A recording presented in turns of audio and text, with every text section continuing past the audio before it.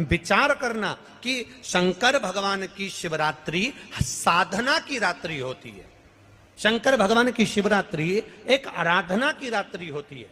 हमने पहले भी कथाओं में कहा, हर महीने शिवरात्रि आती है, प्रत्येक महीने शिवरात्रि पड़ती है, और प्रत्येक महीने की शिवरात्रि पर अगर आपसे बन सके, आप दुनिया में अगर आपके पास में लोग कहें कि ये बहुत गरीब व्यक्ति है, बहुत साधारण व्यक्ति है, इसके पास धन नहीं है, वैभव नहीं है, सत्ता नहीं है, इसके पास खुद का मकान नहीं है, इसके पास खुद की प्रॉपर्टी नहीं है, इसके पास खुद की दुकान नहीं है, दूसरे के यहाँ काम करता है, इसके पास कुछ भी नहीं है, हम उनसे कहेंगे 12 महीने शिवरात्रि आती है, 5 जगह पर चढ़ाई हुई बेलपत्र, आप एक वर्ष 12 शिवरात्रि का एक नियम ले लो, 5 जगह पर बेलपत्र समर्पित करना सीख जाओ। एक बेलपत्र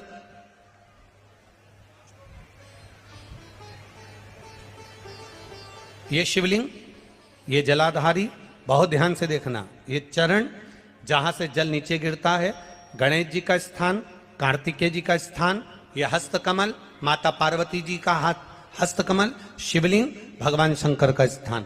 ऊपर से जो एक एक बूंद जल शिवलिंग के ऊपर गिर रहा है, शंकर भगवान की 5 बेटियां जया, विषहरा, शामरीबारी, दौतली, देव। बीच में जो एक मोटी सी लाइन है वो शंकर भगवान की छोटी लड़की, क्या नाम है? अशोक सुंदरी। ये पूरे शिवलिंग का वर्णन। 5 जगह पर बेलपत्र, 5 स्थान पर बेलपत्र, 12 महीने की शिवरात्रि। आप दूसरे के यहाँ काम कर रहे हो, नहीं है नौकरी, नहीं है काम, दूसरे के मकान में रह रहे हो, खुद का मकान भी नहीं, खुद का प्लाट भी नहीं, खुद की प्रॉपर्टी भी नहीं, बहुत संघर्ष की जिंदगी जी रहे हो, ठेला धका रहे, लौरी चला रहे, गाड़ी चला रहे, ऑटो चला रहे, अपने लिए करने का प्रयास करना। घर में जितने सदस्य हैं, 12 महीने शिवरात्रि आती है, एक बेलपत्र अशोक सुंदरी वाली जगह पर, डंडी का मुंह नीचे की ओर। दूसरी बेलपत्र माता पार्वती जी के हस्त कमल पर, ये 2 पत्ती जो होती है, इस पत्ती के 2 भाग शिवलिंग के बीच में हो। तीसरी बेलपत्र भगवान शंकर के शिवलिंग पर, डंडी का भाग आपके विपरीत दिशा में हो, विपरीत दिशा में। चौथी बेलपत्र भगवान शंकर का जहां से जल बहकर जाता है, जमीन पर जो जल बहता है, जमीन पे से जो जल बहकर जाता है, चौथी बेलपत्र उस जमीन के जल पर जहां से वो पानी बहकर जा रहा है, पूरे शिवलिंग को छोड़कर जहां से पानी जमीन पर बहकर जा रहा है उस स्थान पर। और 5वीं बेलपत्र नंदी का जो पांव ऊपर उठा हुआ है, उस पांव के पास में 5वीं बेलपत्र समर्पित करना। एक शिवरात्रि से लेकर 12 शिवरात्रि जो 1 वर्ष तक कर लेता है, 1 वर्ष अपनी कड़ी मेहनत के साथ में मेहनत पूरी करना। और ये 5 बेलपत्र हर महीने जो शिवरात्रि आती है उस पे समर्पित करना प्रारंभ कर दीजिए और मेहनत करना प्रारंभ कर दीजिए। आपको आपके कर्म का फल मिलेगा। साल भर के अंदर आप अच्छे बनकर बैठ सकते हैं। कंकर में शंकर समाहित होता है। मैंने सुना शिव महापुराण में एक लोहे के टुकड़े को भी तू सोना बना देता है। मैंने सुना शिव महापुराण में एक कांच के टुकड़े को तू हीरा बना देता है। मैंने सुना शिव महापुराण में कि 12 शिवरात्रि का जो वर्णन है करा, 12 शिवरात्रि का जो स्मरण करा, 5 बेलपत्र का जो वर्णन किया, वो बेलपत्र का मैं भी उसको चढ़ाना प्रारंभ करूं। 12 शिवरात्रि पूरी होगी, मेरा देव अधिदेव महादेव सुनेगा जरूर और मेरी झोली भरेगा जरूर। अब इसमें एक नियम भारी है, वो नियम का स्मरण करना कि नियम कैसा चाहिए। आप कर्जे में हो गए, परेशान हो गए, टेंशन में आ गए, जिंदगी बेकार सी लग रही है, निवेदन है मेहनत करना। जो काम को कर रहे हो, जो दुकान लगा रहे हो, जो कार्य कर रहे हो, ठेला चला रहे हो, ऑटो चला रहे हो, चलाते रहो, पर उसके साथ में बाबा पर भरोसा रखो। इसमें एक नियम भारी है। कौन सा नियम? कि मान लो 12 शिवरात्रि में आप 1-2 शिवरात्रि शिव जी के मंदिर पहुंच गए, तीसरी शिवरात्रि पर भूल गए या किसी कारणवश कहीं दूर चले गए, ना जा पाए, तो घर के जितने सदस्य हैं सबसे निवेदन है कि 12 महीने की शिवरात्रि का नियम बना रहे हो तो घर के सभी लोग बेलपत्र चढ़ाने का नियम बनाओ। उसका कारण ये है, घर का एक व्यक्ति अगर बाहर चले भी गया, घर का दूसरा व्यक्ति शिवरात्रि को भूल भी गया, घर का तीसरा व्यक्ति किसी कारणवश काम में लग भी गया, तो घर का चौथा व्यक्ति तो शिवरात्रि याद रखेगा और हमारा नियम पूरा हो जाएगा। नियम पूरा हुआ तो हमारा कार्य पूरा। हम उस नियम को पूरा करें, हम उस कार्य को पूरा करें। देवऋषि नारद ने कहा अगर तुम्हें तप करना और उसका फल चाहिए तो तुम काशी चले जाओ। मानधाता काशी गए, काशी में बैठकर तप करने लगे। केवल काशी में बैठकर उन्होंने तप करा तो कैसा करा, केवल एक बालू का शिवलिंग बना लेते थे और बालू का शिवलिंग बनाकर उसकी आराधना करते थे, उसकी पूजन करते थे। पूजन करते, गंगा का जल लाकर बालू के शिवलिंग पर डालते, उनको समर्पित करते। बस वो बालू के शिवलिंग की आराधना करते करते करते करते करते करते थोड़ा सा समय निकला। उनको नहीं मालूम कि एक शिवरात्रि निकल गई, दूसरी शिवरात्रि आई है। हर महीने शिवरात्रि आती है, प्रत्येक महीने शिवरात्रि पहुंचती है, प्रत्येक महीने आती है।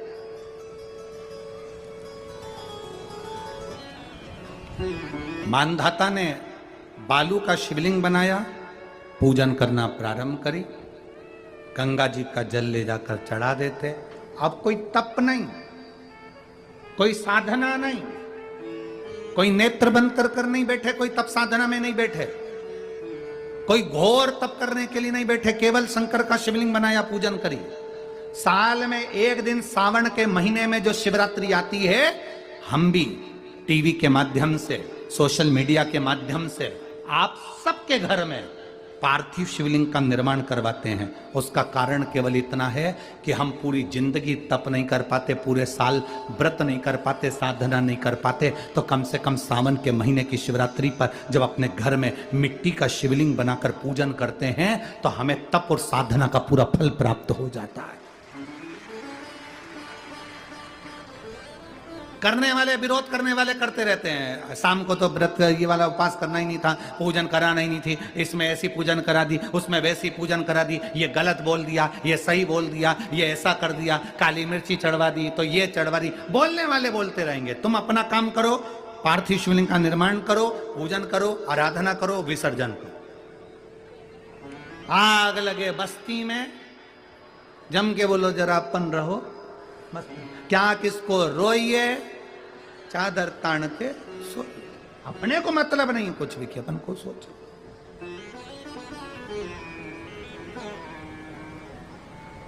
अपनी जिंदगी का सार्थकता से करा। मानधाता ने अब कोई तप नहीं करा, मानधाता ने अब कोई साधना नहीं करी, मानधाता ने अब कोई आराधना, बस एक काम करा, शिवलिंग का निर्माण, उसकी पूजन। आपसे भी निवेदन करते हैं, समय मिला करें, हफ्ते 2 हफ्ते में गमले के अंदर ऐसी मिट्टी को उठा लो शिवलिंग जैसी और जल चढ़ाकर पूजन करके वहीं विसर्जन कर दो। उसी गमले में, उसी मिट्टी को वहीं विसर्जन करो।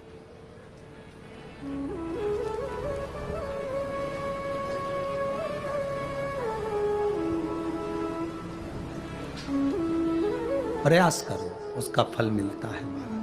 शंकर भगवान प्रकट हो गए, कहा क्या चाहिए तुमको, मांगो। अब मानधाता ने मांगा कुछ नहीं। मानधाता ने कहा कि पहले तो मैंने जब तप करा, साधना करी, आराधना करी, तब तो मुझे आपका दर्शन नहीं हुआ, और अब आप मेरे सामने आ गए तो मैं मांगू, ये श्रेष्ठता कहाँ है? अब मैं मांगू, ये श्रेष्ठता कहाँ है? मुझे मांगना नहीं है। कुछ तो मांगो। नहीं, मानधाता ने कहा बस इतनी कृपा करना, प्राण छूटने का जब समय आए तो मेरा शिव सामने हो और मेरा ये आत्मा, मेरी जब मृत्यु हो तो ये आत्मा शिव में और कैलाश में विलीन हो जाए, बस ऐसी कृपा कर।